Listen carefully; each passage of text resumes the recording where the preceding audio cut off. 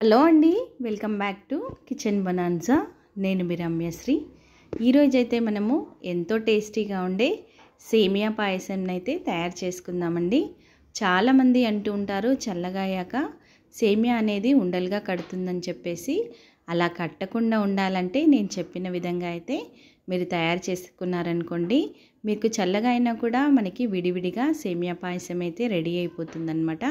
వేడివేడిగా లేదంటే చల్లగా కూడా తినేయచ్చు, అంత టేస్టీగా ఉంటుంది. మీరు కూడా ఒకసారి తప్పకుండా ట్రై చేయండి ఈ సేమియా పాయసాన్ని. ముందుగా అయితే నేను ఇక్కడ ఒక ప్యాన్ పెట్టుకున్నాను. ప్యాన్ మంచిగా వేడెక్కాక ఒక 4 టేబుల్ స్పూన్ల వరకు అయితే నెయ్యిని యాడ్ చేశానండి. మీ టేస్ట్కి తగ్గట్టు మీరు యాడ్ చేసుకోండి నెయ్యిని. అలాగే దీంట్లోకి మీకు కావాల్సిన పలుకుల్ని వేసుకోండి. నేనైతే ఇక్కడ కట్ చేసుకున్న బాదాం ముక్కలు, అలాగే కట్ చేసుకున్న కాజు ముక్కల్ని వేసుకున్నాను. ఇప్పుడు లో ఫ్లేమ్లో ఒక 5 నిమిషాల పాటు అయితే వేయించుకుందామండి. దీంట్లోంచి మనకి మంచి వాసన వచ్చేంత వరకు వేయించుకుందాము. అలాగే మనకి కాజు ఇంకా బాదాం కూడా మంచి కలర్ రావాలండి, బ్రౌన్ కలరు.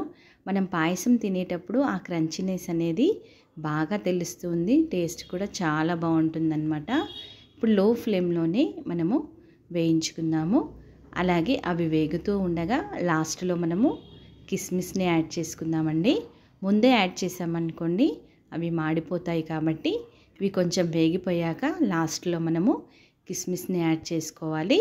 ఇప్పుడు ఇవి మంచిగా వేగిపోయాయి, చూసారు కదండి, మంచి కలర్ అయితే వచ్చేసింది. ఇప్పుడు నెయ్యిని ఉంచుతూ మనము ఈ పలుకులను అయితే తీసేసి పక్కన పెట్టుకుందాము. అలాగే అదే నెయ్యిలోకి 1 కప్పు వరకు అయితే సేమియాని వేసుకున్నానండి. అలాగే 1 టేబుల్ స్పూన్ ఉప్మా రవ్వ అండి.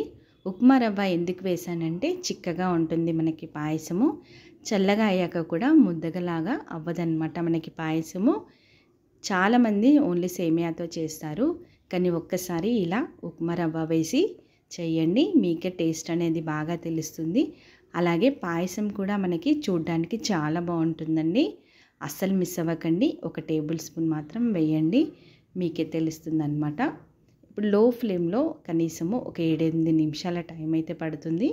మంచి కలర్ రావాలండి, అప్పుడే మనకి సేమియా పాయసం అనేది టేస్ట్ చాలా బాగుంటుందన్నమాట. చాలామంది సగమే మనకి వేయిస్తారండి, అలా చేయకండి. టైం తీసుకొని కనీసం ఒక 7-8 నిమిషాల పాటు అయితే లో ఫ్లేమ్లో మంచి గోల్డెన్ కలర్ వచ్చేంతవరకు వేయించుకుందాము.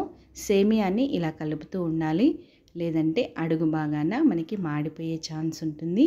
అప్పుడు మాడిపోయిందనుకోండి మనకి కీర్ తినడానికి, పాయసం తినడానికి అస్సలు టేస్టీగా ఉండదన్నమాట. మనకి ఏదైనా పని ఉన్నా కూడా పక్కన పెట్టేసి సేమియాని కలుపుతూ ఇలా మంచి కలర్ వచ్చేంతవరకు వేయించుకుందాము. చూసారు కదండి, మంచి గోల్డెన్ కలర్ అయితే వచ్చేసింది. అలాగే మనకి సేమియా తినేటప్పుడు కూడా టేస్ట్ కూడా చాలా బాగా తెలుస్తుంది అనమాట, ఇలా బ్రౌన్ కలర్గా వేయిస్తే. ఇప్పుడు నేను ఇక్కడ పాలని యాడ్ చేయట్లేదండి, డైరెక్ట్గా మనం ఏ కప్పుతో అయితే సేమియాని తీసుకున్నామో అదే కప్పుతో 2 కప్పుల వాటర్ని అయితే యాడ్ చేసుకుందాము. ఇప్పుడు లో ఫ్లేమ్లో మనకి ఆ నీళ్ళన్నీ కూడా ఎగిరిపోయేంతవరకు, ఆ సేమియాన్ని మంచిగా ఉడికేంతవరకు ఉడికించుకుందాము. ఒక 2 నిమిషాల టైం అయితే పడుతుంది. చూసారు కదండి, ఇదంతా కలిపేసుకొని ఒక పొంగు వచ్చాక అప్పుడు మనము ఇంకా సేమియాని అయితే ఉడికించుకుందాము.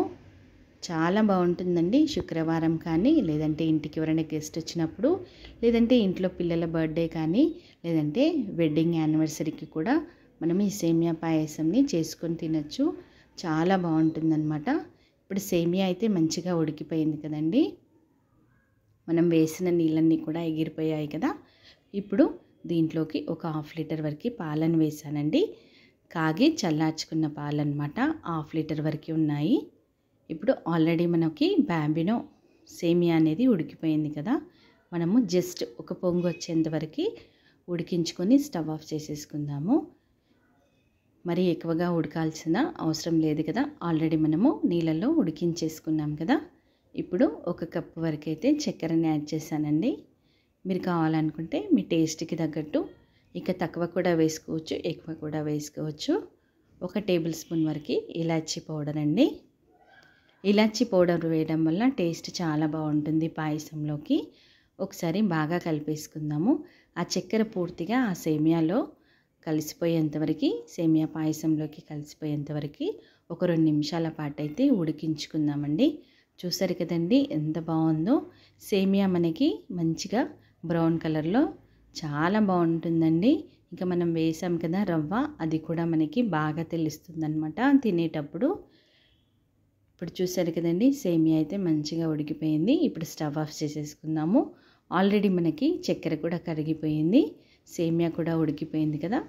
ఇప్పుడు దీంట్లోకి మనం ఆల్రెడీ ఫ్రై చేసుకున్నాం కదండి కాజు ఇంకా బాదం కిస్మిస్ని యాడ్ చేసేసుకొని మనము సర్వ్ చేసేసుకోవడమేనండి.